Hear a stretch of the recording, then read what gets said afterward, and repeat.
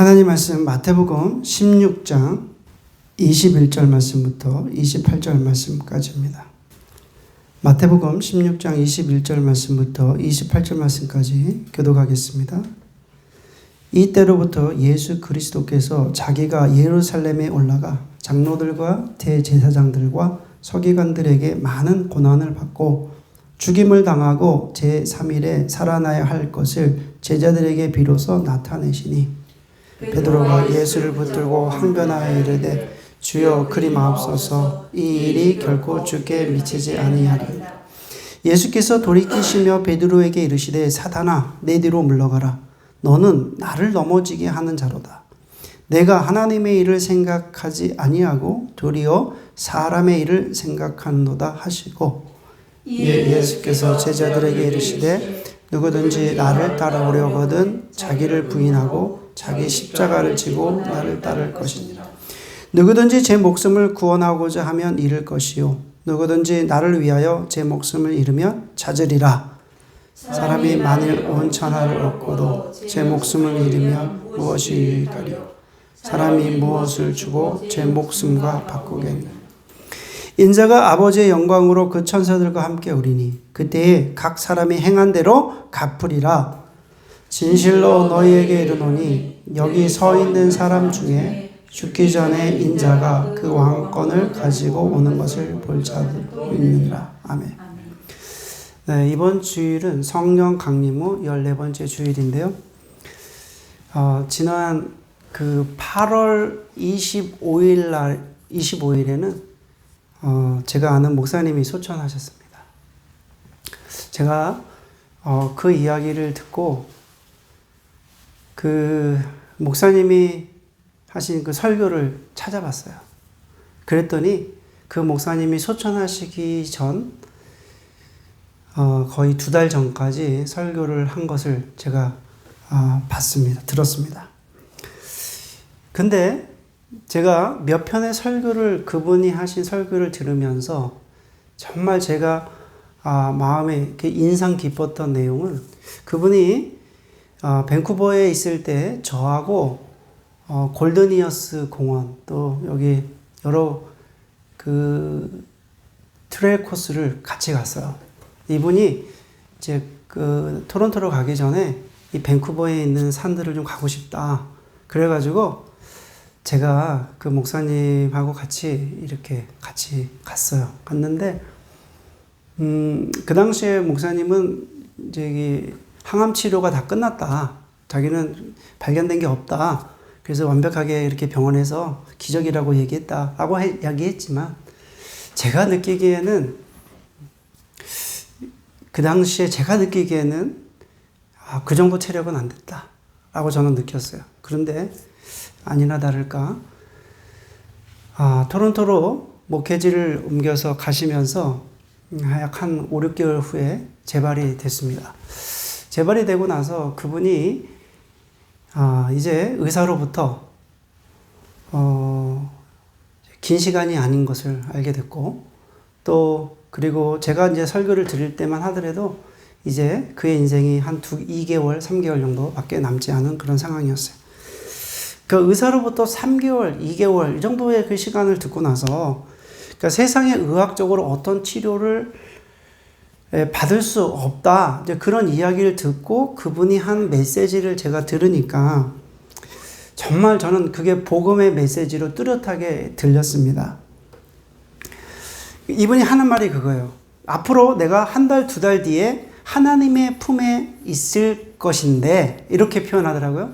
내가 이제 그렇게 어떻게 될지는 모르지만 나는 하나님의 품에 있을 것인데 하나님께서 우리에게 주신 그 시간을 최선을 다해서 봉사하고 헌신하고 정말 주님의 말씀대로 살아야 되지 않겠는가? 그 말씀의 요지가 그거였어요. 저는 그 말씀을 들으면서 제가 느꼈던 건 뭐냐면 죽음이라는 것이 그렇게 멀리 있지 않구나. 내가 가깝게 있었던 그런 사람이 죽으니까 아주 그 죽음이라는 것이 가까이 있다라는 것을 실감하는 한 주였어요. 그래서 한 주 동안 계속적으로 저는 사실 그 죽음에 대해서 이렇게 생각을 해봤어요.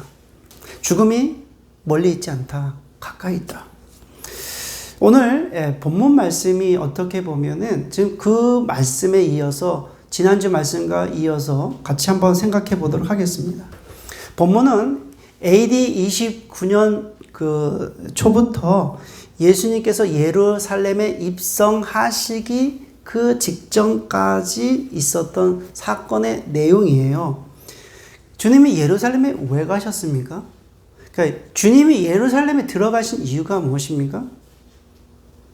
왜 가셨을까요? 예수님께서 예루살렘에 들어가신 이유는 딱 한 가지예요. 죽으러 가신 거예요. 예수님은 본인이 죽을 걸 아셨어요. 죽음이라는 어떤 인간으로서의 예수라고 하면 저는 죽음의 공포가 있었다고 저는 생각해요. 예수님께서 예루살렘에 들어가신 이유는 죽기 위해서 가셨다라는 거예요. 주님은 예루살렘에 입성하시기 전에 베드로의 신앙 고백을 듣습니다. 그 고백이 어떤 고백이에요? 그러니까 베드로가 사람들 앞에서 공개적으로 이야기합니다. 고백합니다. 주님은 그리스도십니다.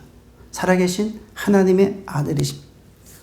주님이 그 베드로의 공적인 고백을 들으신 이후에 드디어 메시아의 비밀을 이야기하시는데 그 메시아의 비밀은 주님이 예루살렘에 들어가서 고난을 받고 그리고 십자가에 죽고 3일 만에 부활하신다라는 것을 지금 이 베드로의 신앙 고백 후에 제자들에게 말씀하셨다는 거예요. 오늘 저는 말씀을 통해서 우리가 예수의 제자로서 그리스도의 제자로서 어떻게 살아가야 되는지 아주 구체적으로 말씀하십니다. 오늘 말씀이 주시는 교훈을 몇 가지로 살펴보면 첫째는 저는 하나님의 일하심에는 적절한 때가 있습니다. 자, 21절 말씀을 읽겠습니다. 21절입니다. 시작. 이때로부터 예수 그리스도께서 자기가 예루살렘에 올라가 장로들과 대제사장들과 서기관들에게 많은 고난을 받고 죽임을 당하고 제3일에 살아나야 할 것을 제자들에게 비로소 나타내셨다. 이렇게 얘기하죠. 그러니까 21절 말씀해 보니까 이때로부터라고 얘기하죠. 이때가 어느 때입니까?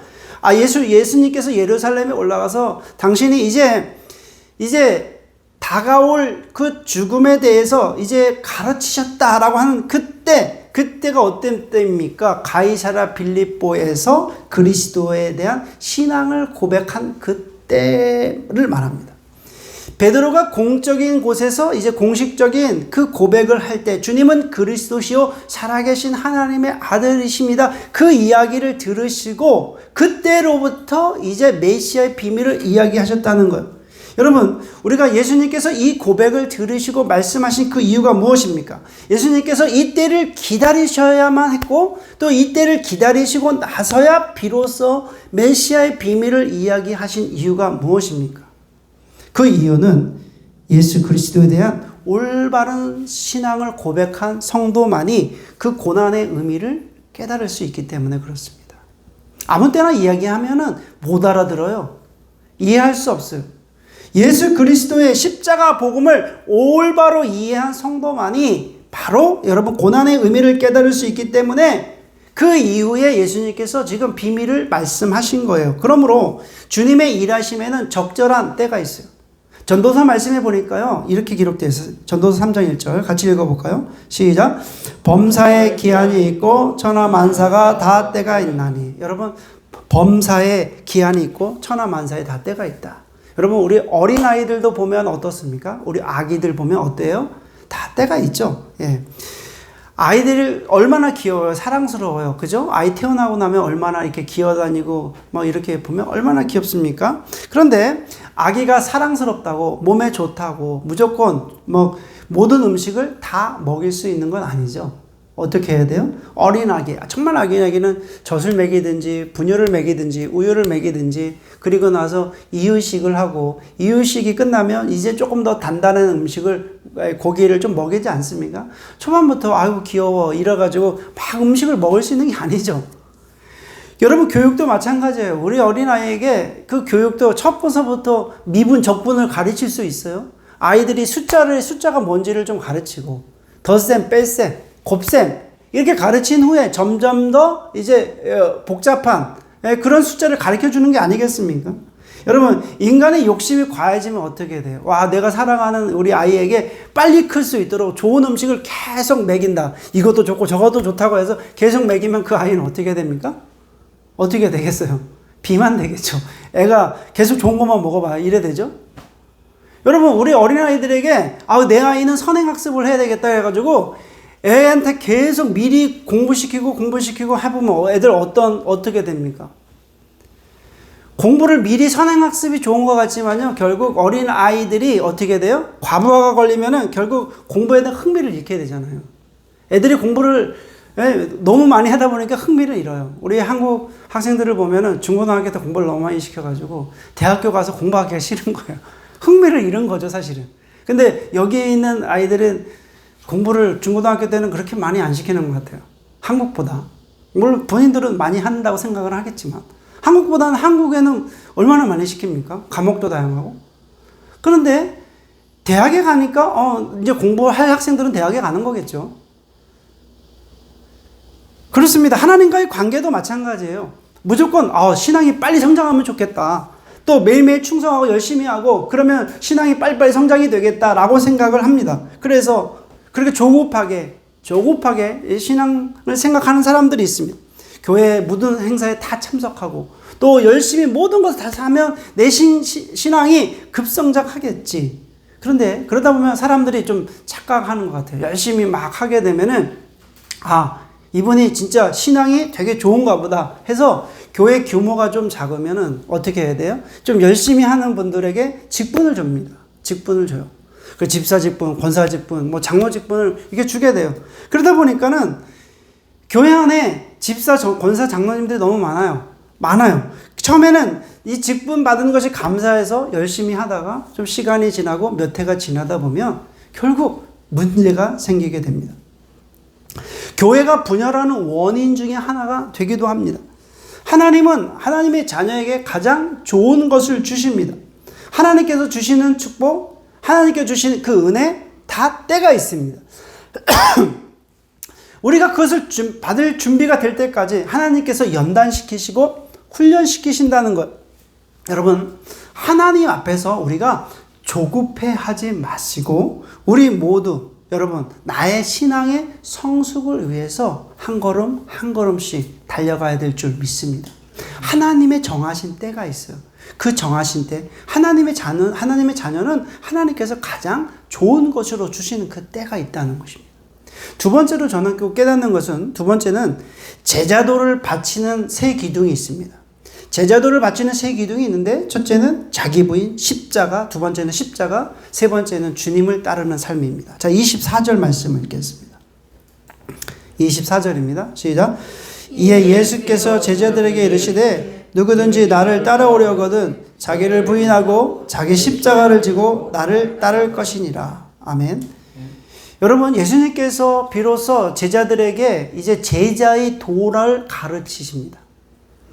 이제 주님의 제자가 되는 그 제자들에게 이제 3년 동안 따라다녔는데 비로소 이제 제자에 대해서 얘기하신 거예요.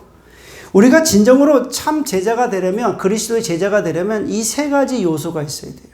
세 가지를 있어야 돼. 세 가지. 첫째는 자기를 부인해야 돼요. 자기 부인.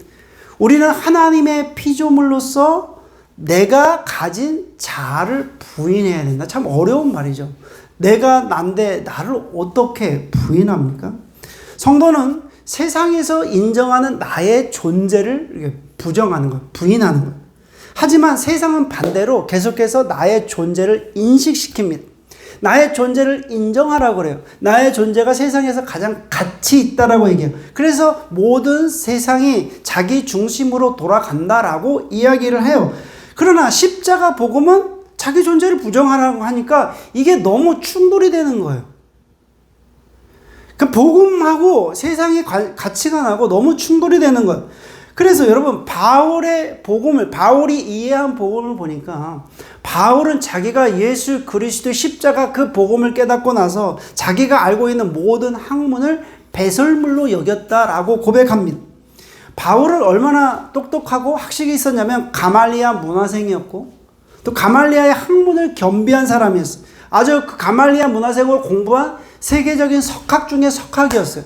그리고 그 배경이 좋아요. 이 바울은 그 당시 그 로마 시민권을 가지고 있는 어느 정도 그 재정적으로도 어느 부유한 층에 속했습니다. 그리고 언어도 잘해요. 히브리어, 헬라어 너무너무 잘해요. 그러다 보니까 신약성경 13권을 헬라어로 기록한 사람이 바울이에요. 근데 이런 바울이 다메섹에서 예수 그리스도를 만나고 난 이후에 그리고 자신의 인생을 예수 그리스도의 제자로 살기로 다짐한 그 이후에는 자신을 부인해요. 그래서 자기의 이름을 바꿔요. 어떻게 바꿉니까? 사울이라고 하는 이름에서 바울이라고 하는 이름으로 바꾸죠. 근데 사울이라고 하는 이름은 큰 자라는 그런 뜻을 가지고 있고 바울은 작은 자라는 이름을 바꾼 거예요. 그러니까 예수 그리스도를 다메섹에서 만나고 나서는 자기의 인생에 자기의 존재를 부인하고 이제는 내 안에 그리스도가 사셨다라고 고백한 거예요. 여러분, 자기를 부인한다는 것은 어떤 의미입니까? 나의 옛 자아가 가지고 있는 그 본성을 쳐서 그리스도께 복종하는 것을 의미합니다. 그런데 내 안에 내가 너무 많다 보니까 내 자아의 본성을 쳐서 그리스도에게 복종하기가 너무 어렵다는 거예요. 내가 이해하는 것만 복종하지, 내가 이해하는 것만 순종하지, 내가 이해가 안 되는 거는 복종하지 않고 순종하지 않는 것입니다. 그러므로 여러분, 예수님의 제자가 된다는 것은 첫 번째 자기 부인이 이루어지지 않으면 주님의 제자로서 우리가 살아갈 수 없다는 거예요. 두 번째는 자기 십자가를 지는 것입니다. 여러분, 자기 십자가를 진다는 것은 어떤 의미입니까? 결국 죽음이에요. 그냥 쉽게 얘기하면 십자가를 지는 것은 그냥 죽음이에요. 예수님이 십자가를 지셨다라는 것은 십자가를 지시고 골고다로 가셨다는 것은 살기 위해서 십자가를 지신 것입니까? 그런 의미가 아니에요. 예수님께서 십자가를 지시고 골고다로 가셨다는 것은 죽음을 의미해요. 여러분, 나에게 주신 삶, 나에게 주신 환경, 나에게 주시는 사명을 감당하기 위해서는 반드시 피와 땀과 헌신의 어떤 눈물이 우리의 가운데 있어야지 그리스도의 제자가 되는 것이지, 이런 거 없이 그냥 아주 좋은 게 좋다고 우리 제자가 될 수 없습니다. 나에게 주어진 그 나의 십자가를 적극적으로 피하는 것이 아니라 적극적으로 지는 것입니다. 그러면 우리가 십자가를 지고 주님을 따른다고 하는 그 의미는 어떤 의미입니까? 독일의 신학자 보네퍼라는 목사님이 있어요. 제가 몇 번 인용했는데 이 목사님은 독일의 신학자였어요. 그런데 미국에서 충분히 공부하고 그곳에서 정착할 수 있음에도 불구하고 제2차 세계대전 그 히틀러의 만행을 보고 독일로 가기를 작정을 해요. 그래서 독일로 갑니다. 독일에 가서 모든 교단이 이 히틀러를 지지했을 때 이 보네퍼 목사님은 거기에 저항을 하게 돼요. 독일의 그 당시 사용 방식은 어떤 방식이냐면 전기의자였어요. 전기의자 앉아서 죽음을 맞이하는 거예요. 여러분, 세상에서 가장 고통스러운 5가지 그 처형 방법이 있는데 그 중에서 첫 번째가 전기의자 사용 방법이더라고요. 그 전기의자에서 어떻게 죽는가 봤더니 전기의자 이렇게 앉혀가지고 앉으니까 그 전기를 주면은 이 몸이 이 육체가 부풀어 오르고 혈관이 팽창해서 터져 죽는 거예요. 이게 얼마나 고통스럽겠습니까? 이 죽는 과정이 약 한 10분 정도 걸린다 그래요. 그래서 보네퍼 목사님이 이해한 십자가를 진다는 의미를 이렇게 이야기했어요. 매일매일 사명에 감당하기 위해서는 전기의자를 메고 다니는 것이다 라는 거예요. 십자가의 처형 도구인 이 전기의자를 메고 다니는 것이다. 전기의자에 앉으면 바로 죽음이라는 거예요. 이처럼 여러분, 그리스도의 제자로서 사명을 감당하기 위해서는 반드시 전기의자를 메고 다녀야 된다는 거예요.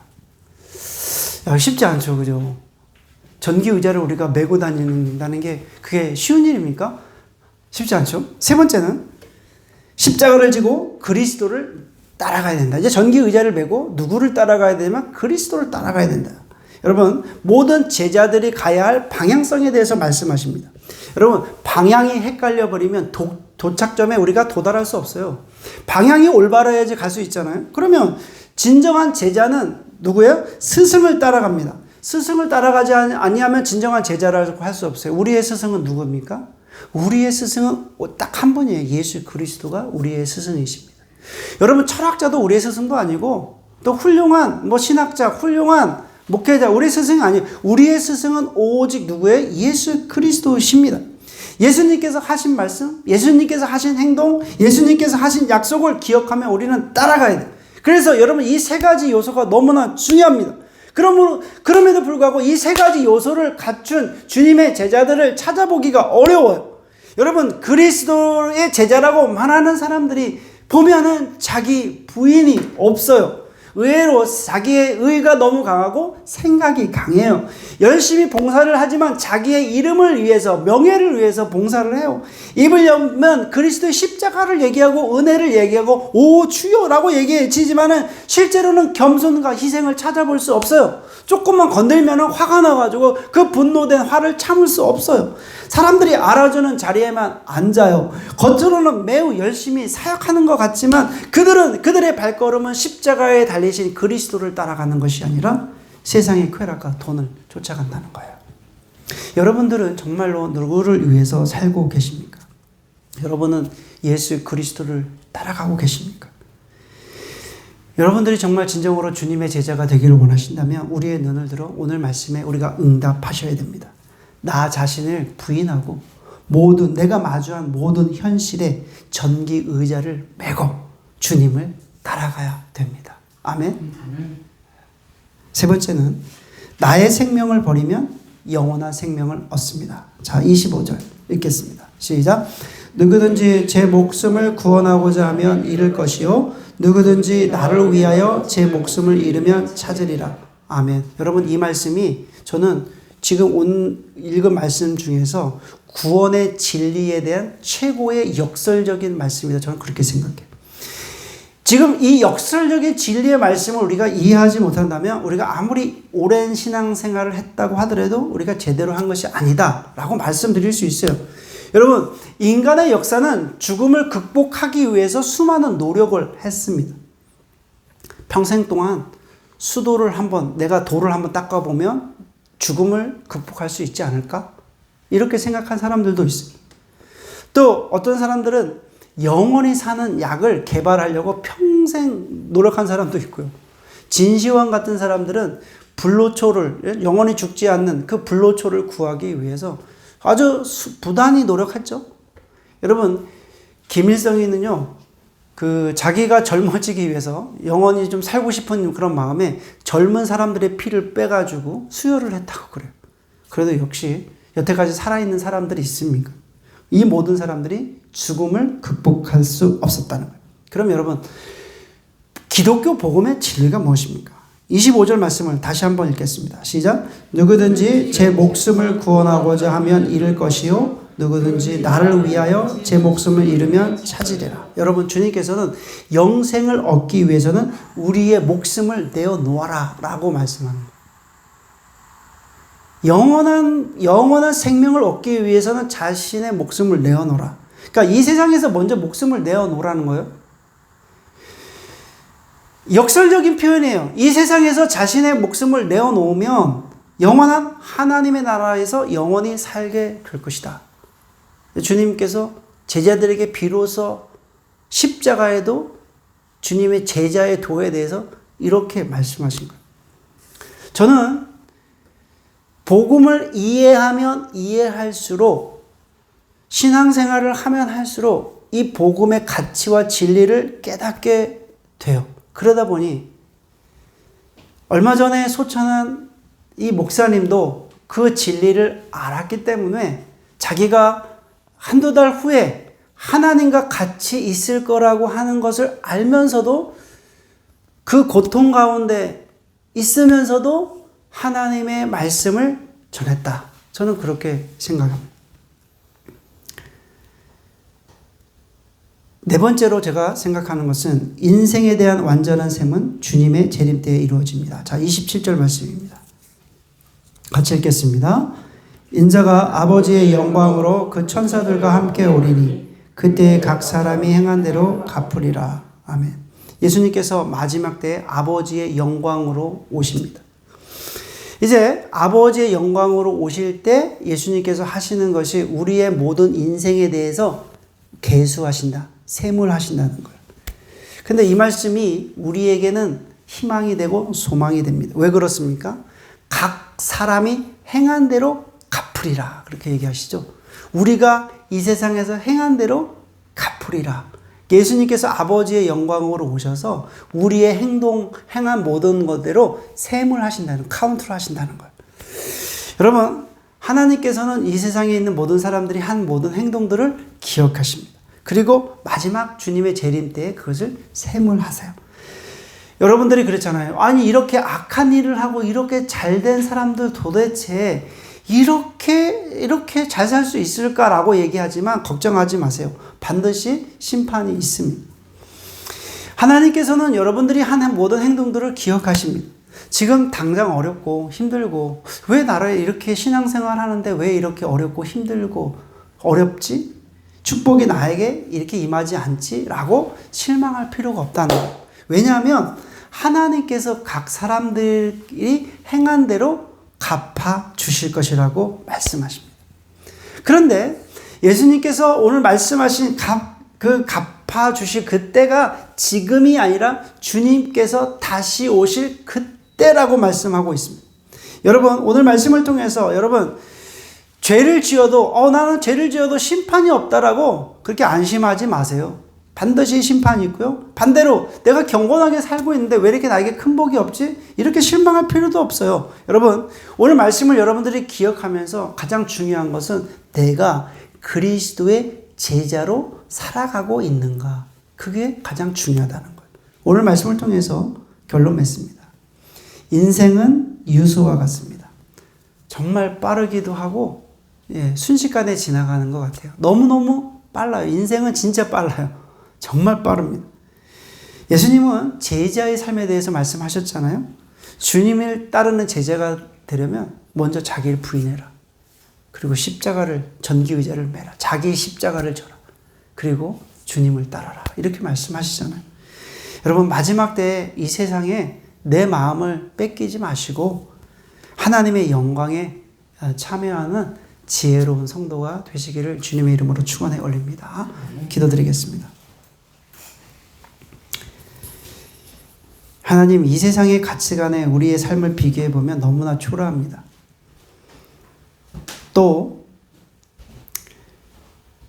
악한 자들이 이렇게 잘 되는 것을 봤을 때 때로는 실망이 되기도 합니다. 반면에 또 하나님을 위해서 열심히 살아가고 또 헌신하고 충성 봉사하는데도 이렇게 이 세상에서 어렵고 힘들게 살아가는 것을 보면 또 언제가 주님의 때인지, 또 언제 하나님께서 우리에게 복을 주실지 때로는 힘들고 어렵습니다. 그러나 하나님 아버지, 오늘 주님께서 말씀하셨던 주님의 그 제자의 도에 대해서 말씀하셨던 그 말씀을 들으면서 우리가 힘을 얻습니다. 하나님, 이 땅 위에서 우리가 살아가면서 주님의 제자로 살아가는 것은 먼저 나 자신을 부인하고 또 나 자신의 십자가를 지고 더 주님을 따라가는 것입니다. 주님이 하셨던 말씀, 주님이 하셨던 행동, 또 주님이 하셨던 그 약속을 기억하면서 우리가 하루하루 살아가는 것임을 고백합니다. 우리가 주님의 제자로서, 예수님의 제자로서 가치 있게 이 세상을 살아갈 수 있도록 용기를 주시고 힘을 주시옵소서. 예수님의 이름으로 기도드립니다. 아멘.